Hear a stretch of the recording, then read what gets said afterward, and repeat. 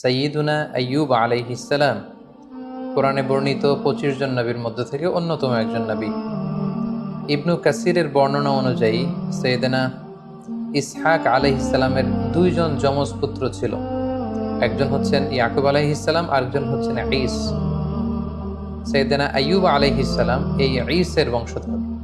তিনি ছিলেন ইসহাক আলাইহিস সালামের ছেলে, ঈসের নাতির ছেলে বা প্রপৌত্র।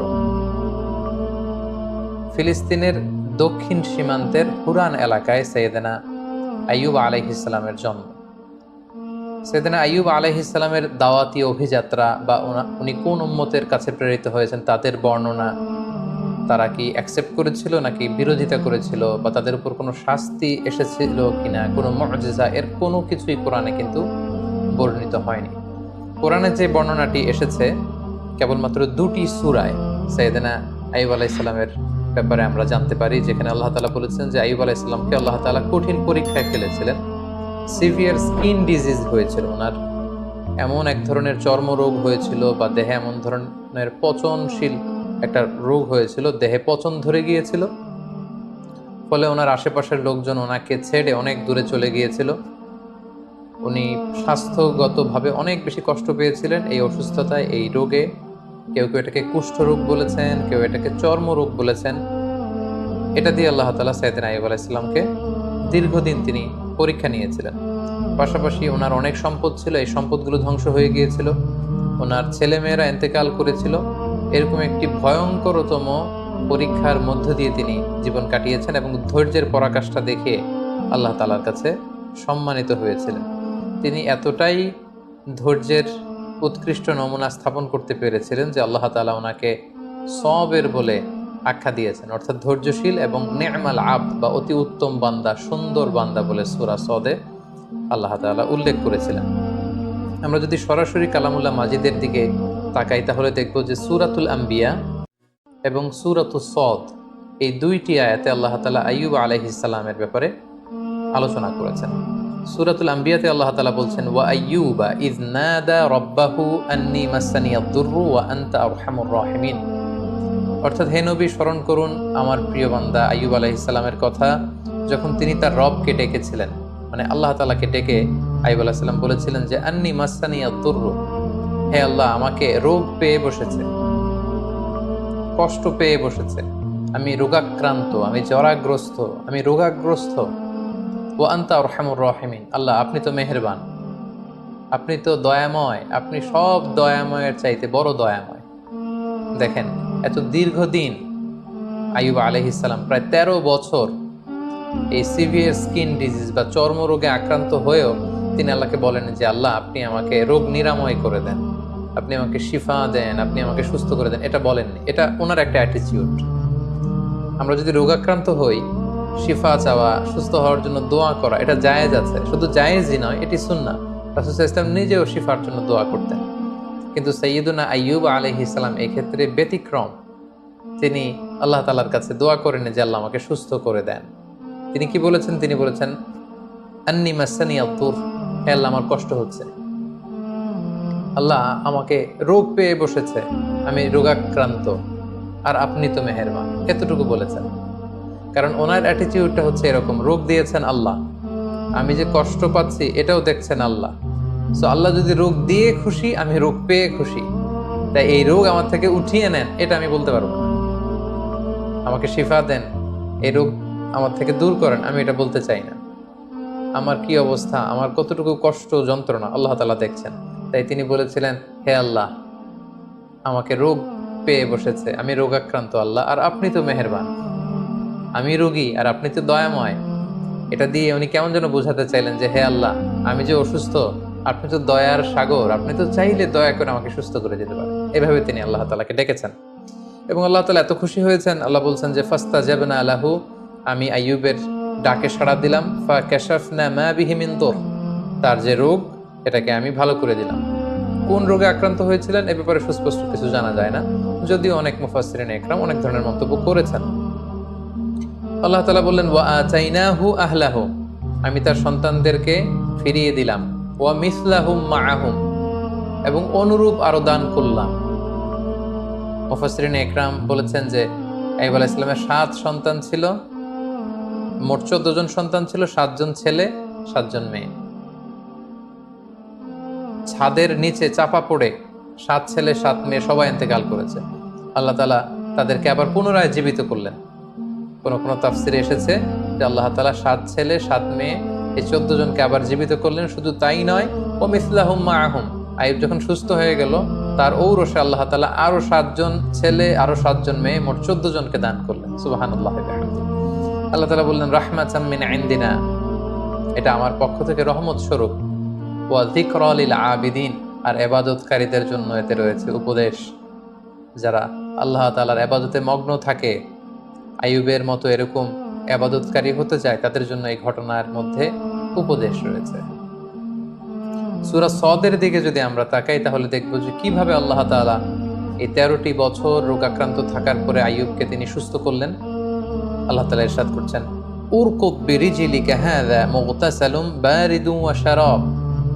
অর্থাৎ হে আইয়ুব, আইয়ুব আলাইহিস সালাম যখন বললেন যে আল্লাহ আমার কষ্ট হচ্ছে, আপনি তো মেহেরবান, আল্লাহ তাআলা তখন আইয়ুব আলাইহিস সালামকে বললেন যে উরকুব বিরিজলিক, অর্থাৎ হে আইয়ুব তুমি তোমার পা দিয়ে জমিনে আঘাত করো। হাযা মুগতাসালুন বারিদ, সাথে সাথে এখান থেকে ঠান্ডা এক ধরনের ঝর্ণার পানি নিঃসরিত হবে। ওয়া শারাব, এবং এখান থেকে খাওয়ার পানি নিঃসরিত হবে। আল্লাহু আকবার। 13 বছর পর আল্লাহ প্রত্যাদেশ করলেন পা দিয়ে আঘাত করো, তিনি পা দিয়ে আঘাত করলেন, সাথে সাথে এখানে ঠান্ডা পানি মজুদ হয়ে গেল। এই ঠান্ডা পানি দিয়ে আইয়ুব আলাইহিস সালাম গোসল করলেন। গোসল করার সাথে সাথে আল্লাহ তাআলার মেহেরবানিতে তার দেহের সব চর্মরোগ, কুষ্ঠরোগ, ক্ষতিকারক সব কিছু দেহ থেকে ঝরে পড়ে তিনি সতেজ সবল, আগের মতো সেরকম এনথিউজিয়াস্টিক, ওনার স্ট্যামিনা, এনার্জি, শক্তি সব তিনি ফিরে পেলেন। এবং আল্লাহ তাআলা বললেন ও শারাব, এবং এখান থেকে খাও। তিনি এই ঠান্ডা পানি যখন পান করলেন তিনি আগের মতো সতেজ সবল তিনি হয়ে গেলেন। আল্লাহ তাআলা বললেন ওয়া ওয়াহাবনা লাহু আহলাহু ওয়া মিসলাহুম মাআহুম, আমি তার সন্তানদেরকে ফিরিয়ে দিলাম এবং অনুরূপ সন্তান আমি আবার তাকে দান করলাম। যেটা আমরা একটু আগে উল্লেখ করেছি যে অনেক মুফাসসিরিন ইকরাম বলেছেন 7 ছেলে 7 মেয়ে ছিল, ওনার ব্যবসা প্রতিষ্ঠান ধ্বংস হয়ে গিয়েছে, ঘরের ছাদের নিচে চাপা পড়ে 7 ছেলে 7 মেয়ে ইন্তেকাল করেছে। আল্লাহ তাআলা তাদেরকে আবার জীবিত করে দিলেন এবং পরবর্তীতে আরো 7 7 14 জন সন্তান তাদেরকে ফিরিয়ে দিলেন। আবার নতুন করে আরো 7 জন ছেলে, আরো 7 জন মেয়ে, আরো 14 জন সন্তান সন্ততি আল্লাহ তাআলা আইয়ুব আলাইহিস সালামের ঔরসে দান করলেন। আল্লাহ তাআলা বললেন রাহমাতাম মিন ইনদিনা, আমার পক্ষ থেকে রহমত স্বরূপ আমি এটা দিয়েছি। ওয়া যিকরা লিউলিল আলবাব, এবং যারা জ্ঞানী তাদের জন্য আমি এখানে উপদেশ রেখে দিয়েছি। এবং এই আয়াতের সর্বশেষে তিনি উল্লেখ করলেন ইন্না ওয়াজদানাহু সাবিরান, আমি আমার আইয়ুবকে ধৈর্যশীল পেয়েছি। সুবহানাল্লাহ। আল্লাহ তাআলার পক্ষ থেকে এরকম একটি সার্টিফাই করা, এরকম উপাধি দেয়া যে আমি আমার আইয়ুবকে সবের পেয়েছি, ধৈর্যশীল বান্দা পেয়েছি। ইন্নাহু নি'মাল আবদু ইন্নাহু আওয়াব, নিশ্চয় সে উত্তম বান্দা, সে আমার অত্যন্ত ভালো একজন বান্দা, উত্তম বান্দা, সুন্দর বান্দা। ইন্নাহু আওয়াব, সে সবসময় আমার দিকে ফিরে আসে, সে রব অভিমুখী, সে আল্লাহ অভিমুখী। সুবহানাল্লাহ। তাহলে এই আয়াত থেকে তিনি 13 বছর অসুস্থ থাকার পরে কোন প্রক্রিয়ায় সুস্থ হলেন সেটা জানলাম। পায়ের আঘাতে আল্লাহ তাআলা ঝর্ণার ব্যবস্থা করলেন বা কুয়ার ব্যবস্থা করলেন, সেই পানি দিয়ে গোসল করলেন, তিনি পান করলেন, আল্লাহ তাআলা তাকে সুস্থ করে দিলেন, ওনার সম্পদ ফিরিয়ে দিলেন, সন্তান ফিরিয়ে দিলেন, এবং তাকে আল্লাহ তাআলা ধৈর্যশীল এবং উত্তম বান্দা বলে ঘোষণা করলেন। এবং অনেক মুফাসসিরিন ইকরাম উল্লেখ করেছেন যে উনি যখন অসুস্থ ছিলেন, চর্মরোগে আক্রান্ত, ওনার আত্মীয় স্বজন প্রতিবেশী সবাই ওনার থেকে মুখ ফিরিয়ে দূরে চলে গিয়েছে। কেবল ওনার স্ত্রী ওনাকে ছেড়ে দূরে কোথাও যায়নি। ওনার স্ত্রী অন্য জায়গায়, মানুষের বাড়িতে বিভিন্ন জায়গায় তিনি কাজ করতেন, কাজের বিনিময়ে যে অর্থ পেতেন এটা দিয়ে তিনি স্বামীর জন্য খাবার কিনে আনতেন, স্বামীর সেবা শুশ্রূষা করতেন। এই 13টি বছর তিনি তার অসুস্থ স্বামী আইয়ুব আলাইহিস সালামকে আগলে রেখেছিলেন, স্বামীকে ছেড়ে তিনি কোথাও চলে যাননি।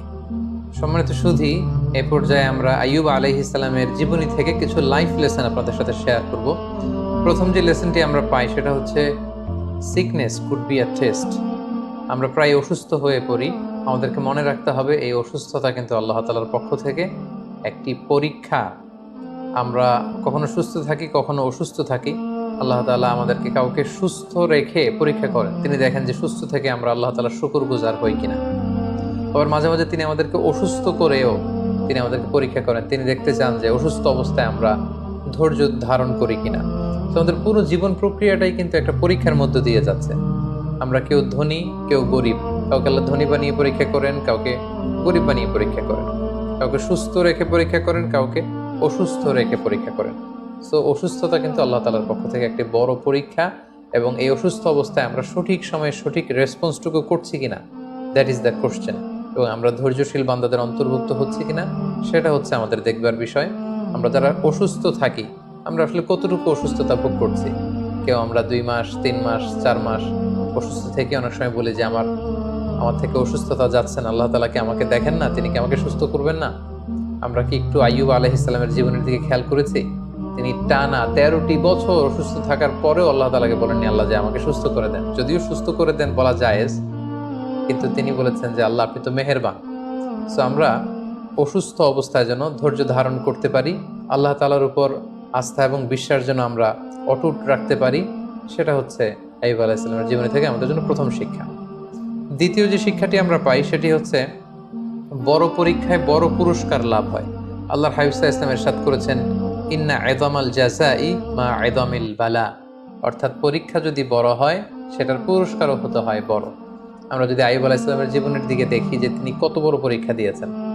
আমরা 1 মাস 2 মাস অসুস্থ থাকলেই বলি যে আল্লাহ তাআলা কি আমাকে দেখে না, আমি কতটা অসুস্থ, তিনি কি আমাকে সুস্থ করবেন না? কিন্তু আইয়ুব আলাইহিস সালাম টানা 13 বছর তিনি অসুস্থ ছিলেন। এটার কারণে তার পুরস্কারটাও ঠিক সেই রকম বড়। তার সন্তানকে আল্লাহ তাআলা নিয়ে গিয়েছিলেন, তার সম্পদ শেষ হয়ে গিয়েছিল, আল্লাহ তাআলা সম্পদ ফিরিয়ে দিলেন।